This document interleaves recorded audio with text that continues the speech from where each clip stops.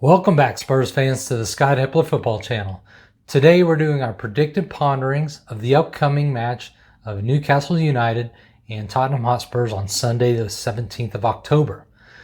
So we're going to discuss the lineup that I think Nuno's going to do for the Spurs and the players that he's going to use. And then I'm going to have some comments and things and discussion on who I think actually should be there if I don't agree with who I think he's going to put in there.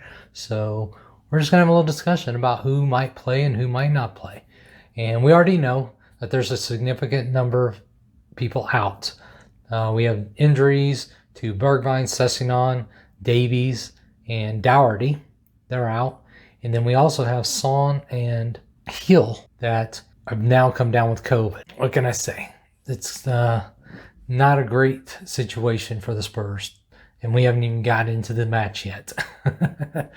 So as we go through, if I say something that sparks an interest or makes you start thinking, and whether you agree with it or not, just gets the wheels turning a little bit, hit that like button, hit that thumbs up, and I'd appreciate it. Let me know that I'm hitting some points and some thoughts that actually maybe you haven't thought of, or maybe a different angle, or hey, that's just something that sounds like it's interesting. I'd appreciate that. So we're coming off international break.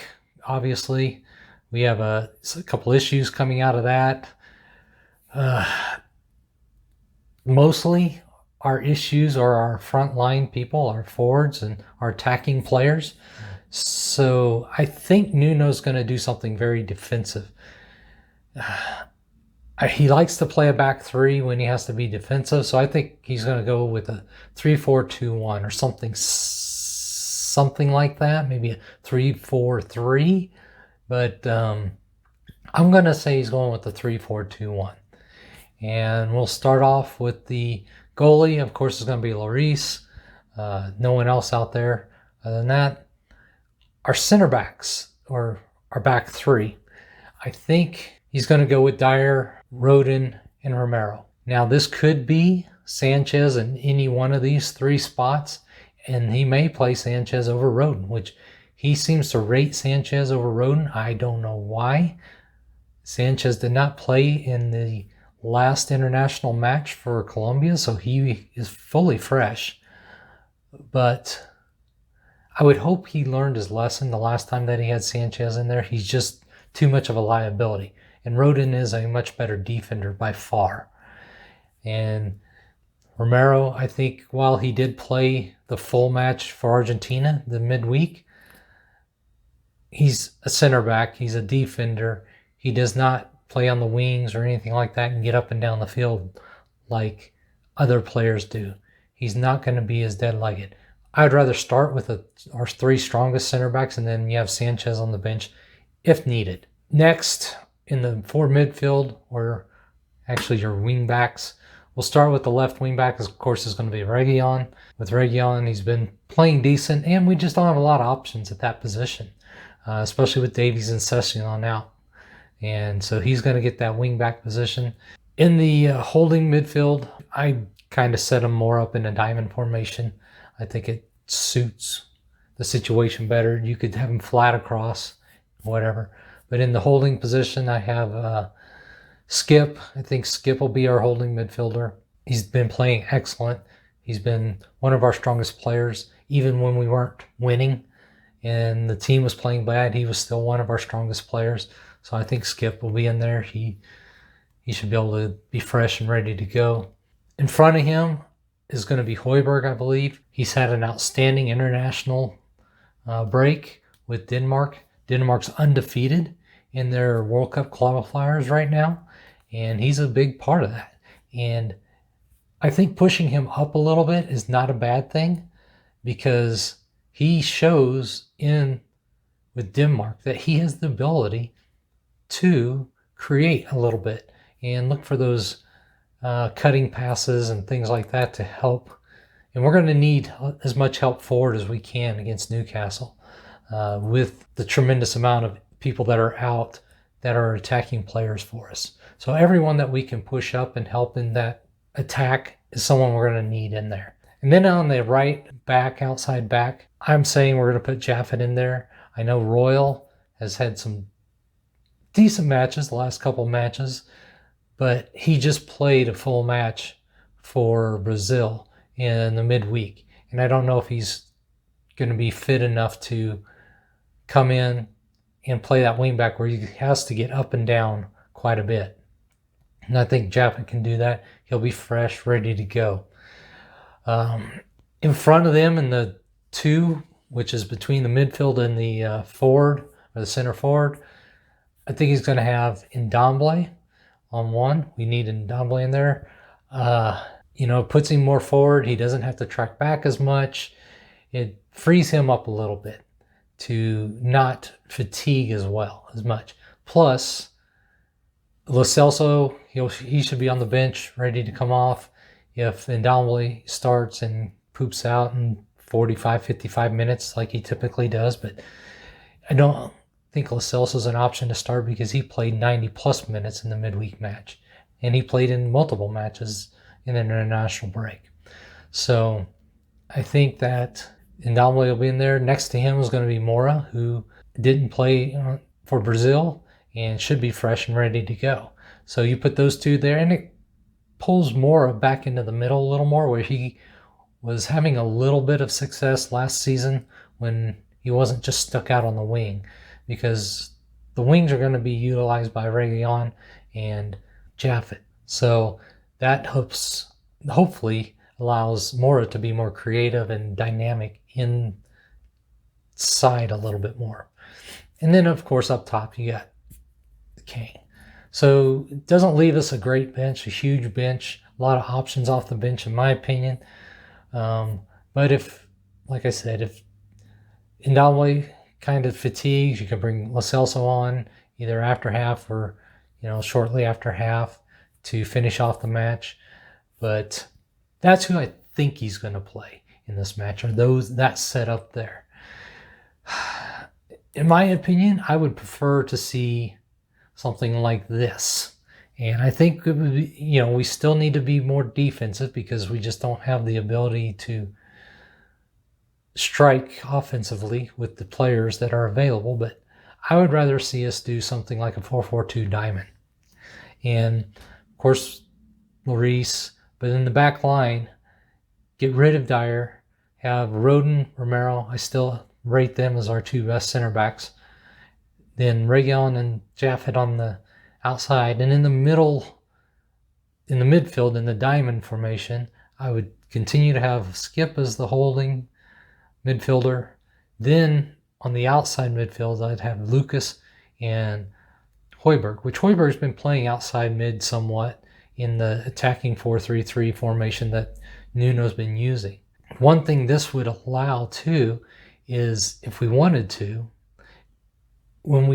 this would be what we set up for defense, but when we start attacking, the back 2 can shift into a back 3 and have Jaffet, Romero, and Rodon across the back, and then that pushes Lucas up. You can push him up or inside and allow Reguilon to bomb down that left side. And then if needed, you can drop Højbjerg a little bit if necessary and still have that protection, and have him and Skip just kind of patrolling that right in front of those 3 defenders. So this would give us a different dynamic moving forward than a 3-back, typical 3-back setup. This could be something that kind of is in flux depending on what we're doing, whether we possess the ball or not. And I think this also would create some confusion for the Newcastle midfield and defense. And then in the forward 10 spot would be Ndombele, and then in front of him, of course, Kane. But then why don't we just bring in Scarlett? We don't have a lot of attacking options. We don't have a lot of people we can throw up there. Son, the pseudo center forward, is out. This would allow Kane to be more of a hold-up guy that floats from side to side, and allow Scarlett to dart in and in behind the defense. He could take all kinds of angles and different angles, working in back behind that defense. So the defense isn't just stuck on watching Kane try to hold up the ball. Now we've got that threat where we lose with Son being out, of people going in behind.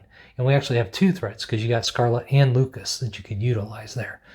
And so I think this provides our best opportunity for working through their defense and protecting our back line and our defense and our goal the best. I think this gives us the better balance than the previous formation, which I think that Nuno will probably utilize as more of a 3-back formation. I know this is not the great attacking Spurs that people want, but we're not there. We don't have the people to do that. And so we have to be more creative and thoughtful in how we put together a team. But this is something I would like to see, in my opinion. This, to me, puts the best available players on the field, on the pitch, to give us the best opportunity at a result. What would that result be? I don't know. Before Son and Hill had a positive COVID test, I would say we had an opportunity to win. But now it's really kind of up in the air to what Nuno decides to do with this lineup, with the personnel. If he puts Dele Alli in there and Sanchez and Dyer, I think we're going to lose. We can't keep playing the players that don't do the job and don't provide quality for the team. And those are some of the players that don't provide quality for the team. We've got 5 matches over the next 2 weeks coming up. Some Conference League matches, some Premier League Cup match, Carabao Cup match. So, we're going to have enough matches over the next 2 weeks that we're playing about every third day or so. So we're going to have to utilize our bench. We probably should be bringing up some of the young players to get some time in either the Conference League matches or the Carabao Cup match that's going to be coming up. But we can't afford to rely on the typical frontline players to get us results. A number of them have proven they can't do it. It just does not work. I think if we played the formation Nuno puts out that I think Nuno will do, which is that 3-4-2-1, I think we'll do well to get a draw. I think we'll end up with a 1-1 draw. And part of this has to do with, I think Callum Wilson will be back in the lineup for Newcastle, which 2 people up front, having Dyer in there, and possibly Sanchez as an option in the defensive back or the back line worries me.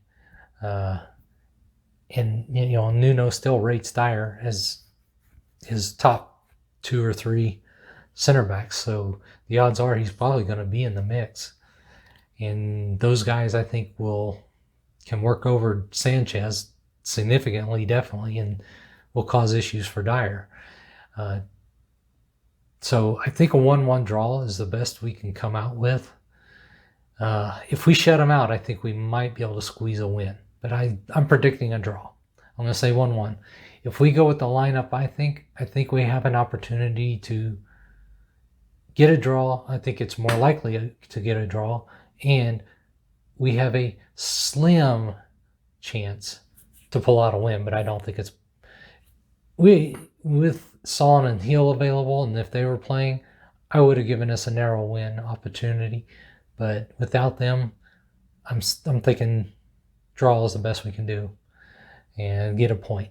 Get a point, get out, come back, try to get some more people healthy, and have some options going into the next Premier League match. But that's all I got. Let me know what you all think, and come on, you Spurs.